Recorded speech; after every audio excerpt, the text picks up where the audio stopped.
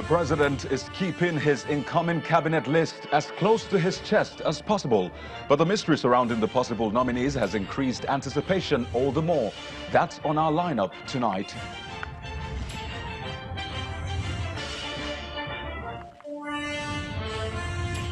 And it appears state governments will no longer have control over local government funds. And that's if the new guidelines from the Financial Intelligence Unit is anything to go by.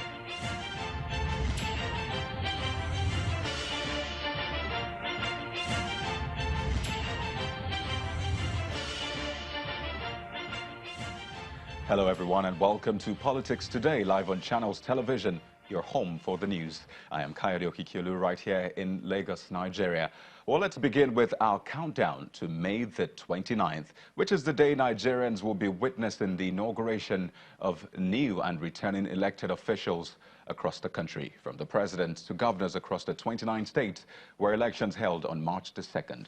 23 days to go, and as it stands, expectations continue to mount for the next dispensation in the country, with issues such as security, the economy, and of course, good governance rating high on the minds of Nigerians. And at this point, you can imagine Nigerians telling the government that failure is not an option. Well, speaking of the incoming administration, the financial relationship between local government and state governments might be taking a new turn. And this is all in a bid to ensure financial autonomy for the councils. Now, that's because the Nigerian Financial Intelligence Unit, that's NFIU, is barring banks from allowing transactions from state joint local government accounts without the monies first reaching a particular local government account. Simply put, it may now be very difficult for states to meddle in local government or council's funds. Now, in case you're wondering what the NFIU is, well, it is a newly inaugurated unit domiciled in the EFCC that largely draws its powers from the Money Laundering Prohibition Act and the EFCC Establishment Act, and its core mandate is to serve as the National Center for the Receipt and Analysis of Suspicious Transaction Reports and other information relevant to money laundering. Well, let's show you the major highlights of this guideline released by the media arm of the NFIU. Now, the unit says June 1st, 2019 is the takeoff date for direct allocations to 774 local government areas. Also, 500,000 naira is the highest amount that can be withdrawn from LGAs account daily. Moving on. Any transaction above the 500,000 naira limit must go via checks or e-transfer. And finally, banks that flout the directive will be sanctioned 100%. Well, there you have it. That's an interesting development, and we'll definitely be waiting to hear from the state governments in the coming days. But let's bring you some other political stories making the rounds in the country.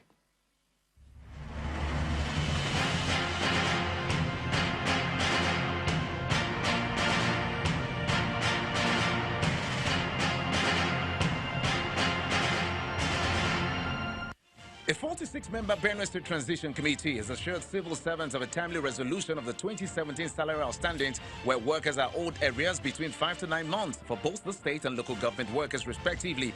Secretary of the committee, Professor Tony Joe, SAN, gives this indication after Governor Samuel Otom inaugurated the Yocha Alu-led Transition Committee in Makodi. Benue State is a civil service state. So being a civil service state, once salaries are not paid, it affects everybody.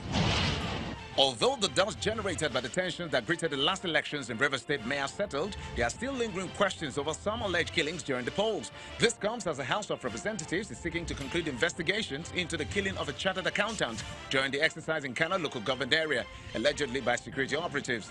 Members of the investigating committee met with the state governor on Wike in Government House Port Harcourt, where he lamented what he described as politicization of security issues in the country.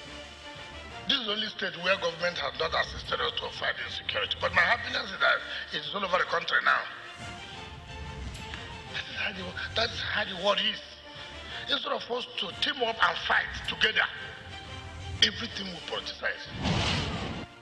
The National and State Assembly Elections Petition Tribunal sitting in Jos, the Plateau State capital, has assured all litigants to do justice to all petitions and will not condone any form of corruption nor gratification in the course of the tribunal sitting. Chairman of the Election Tribunal, Justice Nzogo, at the inaugural sitting, gave the assurances that the panel is one of the most impeccable set in the country and believe in their integrity and take their oath of office seriously. It's been about 2 months after the National Assembly elections was held. Governor Rochas Okorocha is one of those yet to receive the certificate of return, following what the official of the Independent National Electoral Commission alleged claimed was a result made under duress. In protest against what he claims to be an unfair treatment of the senator-elect, Governor Okorocha, a civil society group, Citizens Advocacy for Social and Economic Rights, CESA, in conjunction with the people of Imo West Senatorial District, are threatening to organize a 1,000-man march in Abuja if INEC fails to issue a certificate of return to Governor Okorocha. In a letter signed by Mr. Andrew Coleman for the Executive Director, CESA stated that withholding Governor Okorocha's certificate of return amounts to abuse of constitutional powers by INEC and a painful denigration of his reputation as an impartial umpire.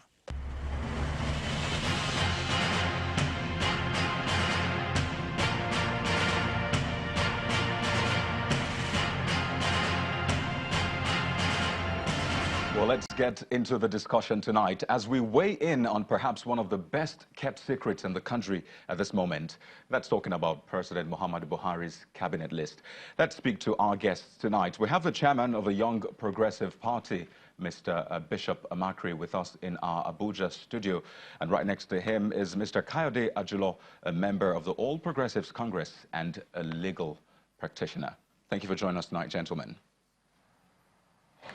Thank you. Really. Now, we might not know the names on that list as it stands right now, but as Nigerians, you'll agree with me that we know where the problem lies.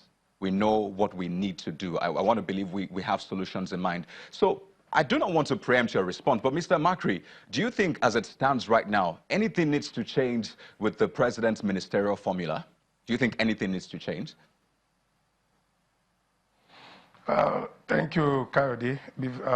First, let me use this opportunity to wish our Muslim brothers across Nigeria a happy Ramadan season.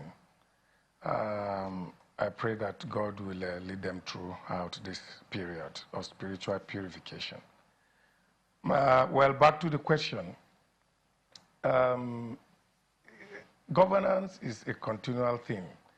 And the president himself, by now, should have known that there is need to have another new set of people. And I believe when you talk about governance, it mustn't be peculiar to party members. You have to bring on board people of competent hands, people who believe in nation building, people who actually are ready to jettison what I would call personal interest and bring forth first, public interest. And I think so far, I will say that the last cabinet, or let me say even the present cabinet that are about to wind down, if I will give a score mark, honestly speaking, none of them I will give up to 30%.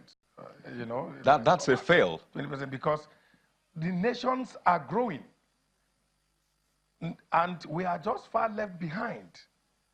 So, Mr. Amakiri, are you saying, Mr. Amakiri, going by educational standards, 30% means fail? I mean, I'm sure you are in school, and if you got 30%, that means you probably have to take that course again. So are you saying failure is how you will tag this current cabinet? Is that what you're saying? Look, when I say 30%, if I say 30% over this, I'm not saying, you should talk, if I'm saying maybe some of them have gotten up to 40 or 45%, then you understand that, of course, I'm trying to rate them give them a very good pass mark on that, But what I'm saying is, honestly speaking, we expected much from virtually all of them.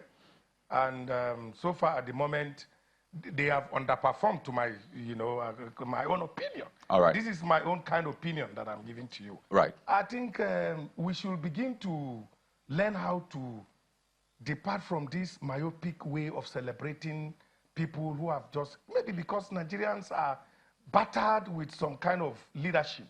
So when you see people coming to your community to commission boreholes and just 1 kilometer roads there and there, we celebrate them. Okay, Mr. Amakiri, I'd like to briefly get Mr. Ajulo's response to this, if I may. Mr. Ajulo, how would you rate the current cabinet? Well, good evening. Before saying anything, let me quickly adopt his saying in greeting our Muslim brothers, and we pray that this period of supplication and fasting, the Almighty God will continue to be with them. Now, to the issue of this cabinet of the president, I want us to believe one thing. In as much as I would like to agree with him to some point, I believe that there's always the time for politics and there is time for policy. I believe this is the time that the president should not be thinking of policy in the way that I believe he will understand it. The time of politics is over. Now it is now to look for how to move the country forward. It is time to think, how are we going to get the best of Nigerian to ensure that we sail the ship of the country to a place where it won't be shaky. Okay. Whether we like it or not, there are some mistakes that must have been made, particularly when it comes to the ministers and what it is. And even my expectation from him, that is Mr. Amakiri, to even raise the issue of the youth, that in the last, the going administration, which in the next 3 days, it will be over, we are really, in the recess, that's the National Executive Council, you cannot see any youth saying we are representing Nigerian youth, particularly when you find out that when you check the list, the data of that vote, Nigerian youth give most of their vote to the president. Mr. Ajulo, we'll get to that in a moment, briefly, but I'd like you to respond to this this issue that came up recently. You've brought up the issue of politics, and some people have said it's hard to separate policy from politics. In fact, people say it's through politicking that you get policies. Now, your party, the APC, as National Working Committee, came out recently, according to reports, to say that the president should reward only loyal party members with ministerial positions. But we've read again the government saying it will be an all-inclusive governance. How do we weigh this side by side? Well, it is expected that the National Working Committee will take the part of rewarding the party members. But one thing we need to know is this.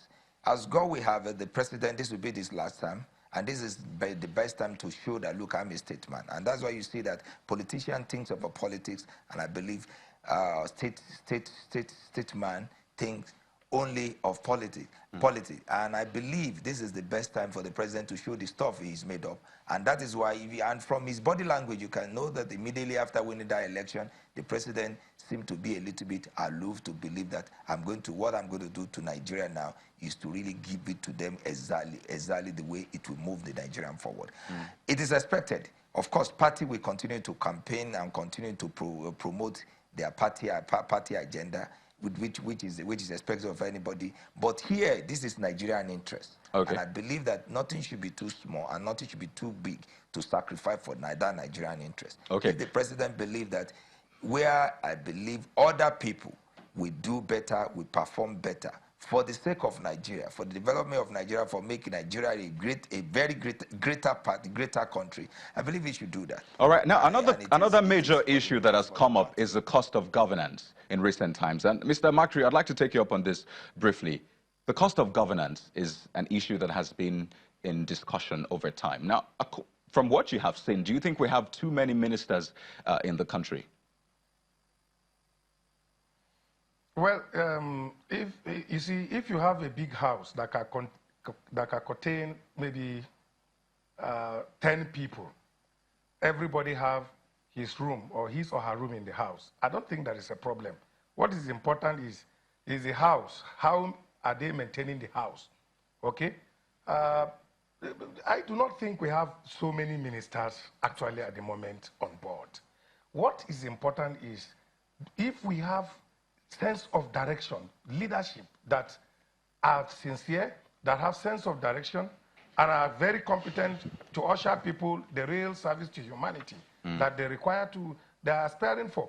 So I do not think the number of ministers, for if in fact I will propose that they should add even more ministerial, create more ministries and have more ministerial slots. And let me also quickly, add to my brother here, who was saying, he has made mention of youth. Of course, that is one of my first agenda. And the Young Progressive Party, of course, is preaching the gospel of igniting a movement that will come on board with new leaders new breed of leaders and politicians without greed that can serve humanity. Mr. Amakiri, we'll definitely come back to the role of young people in governance, but we need to take this break shortly. Now, the expression round pegs and round holes might just be a fitting description for what Nigerians want in the next cabinet. And when we return, we'll analyze President Buhari's next level agenda in a moment. Stay with us. You're welcome back to the program. Now, generally in life, the next level of anything usually comes with more challenges. And people have said that is the case for President Buhari's next 4 years, which he has termed the next level.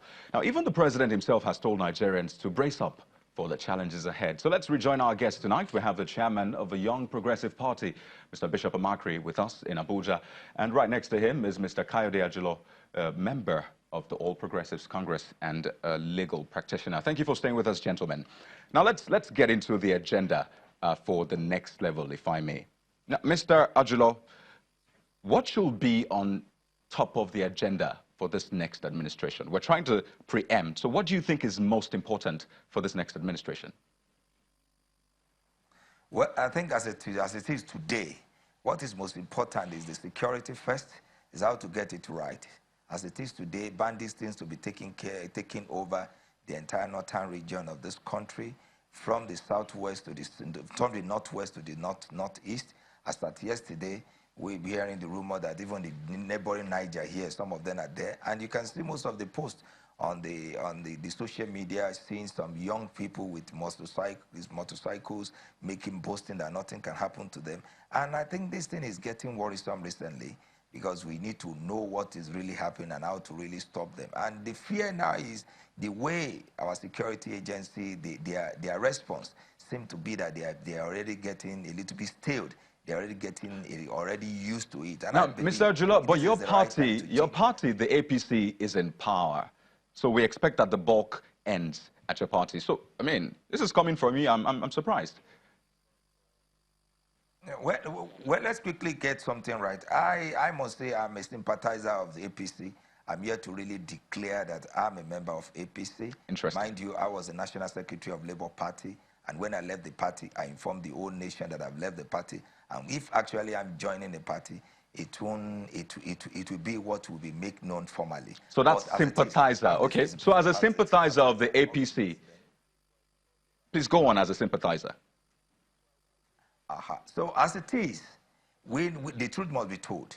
There are a lot of issues with the security situation in the country, and I believe the president needs to do something about it. If I'm asked to suggest, I believe that the service chief, particularly all the commanders, need to be changed now. They need to be changed, even if for nothing, to really rev, to add new blood the way they used to put it. Right. And apart from that, psychologically, a lot of people still look a little, they seem a little bit stalled where they are. With that, you see more promotion, you see the way many people would think. And you can have another idea. Okay. We've been practicing this, we have been using the same template for the past 4 years. I believe there should be a change in that. And with that, I believe there will be a little change, particularly with the security, because until when we live peacefully, that's when anybody could think, that's when we can think of progressing in this country. All right, Mr. Amakiri, I'd like to take up Mr. Amakiri. Now, do you agree that Nigerians are in for a tough time ahead? Who is declaring that tough time? The president? Or I will not agree. What kind of tough time are we talking about? We are in a country blessed with enormous natural resources and human resources. So what kind of tough time should I be expecting?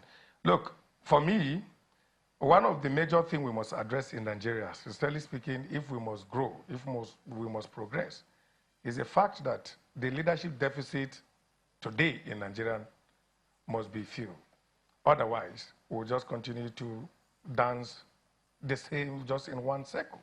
And it's high time we begin to look at ourselves eyeball to eyeball, to tell ourselves the truth, and then bring to bear sincerity of purpose, right, where we will build an egalitarian society for the unborn generation that we all aspire to have.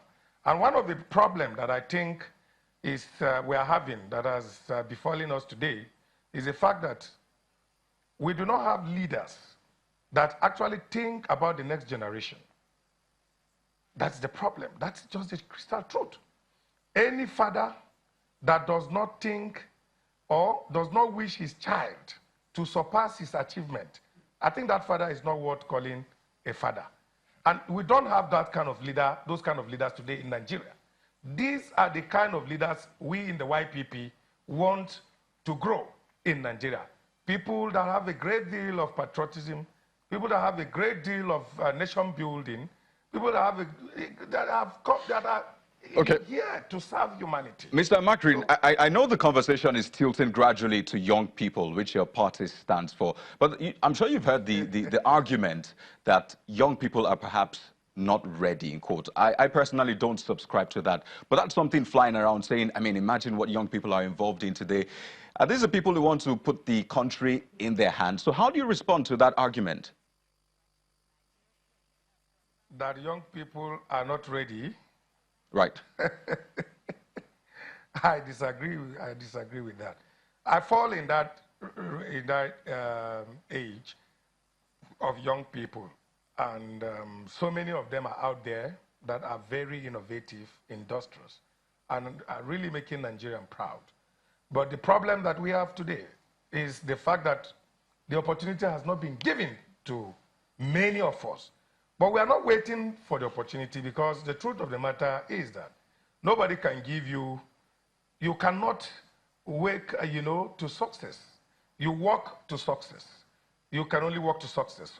So you have to keep pushing, even though Nigeria is a country where people have to struggle, hustle from morning till night before you can even have something on the table to eat.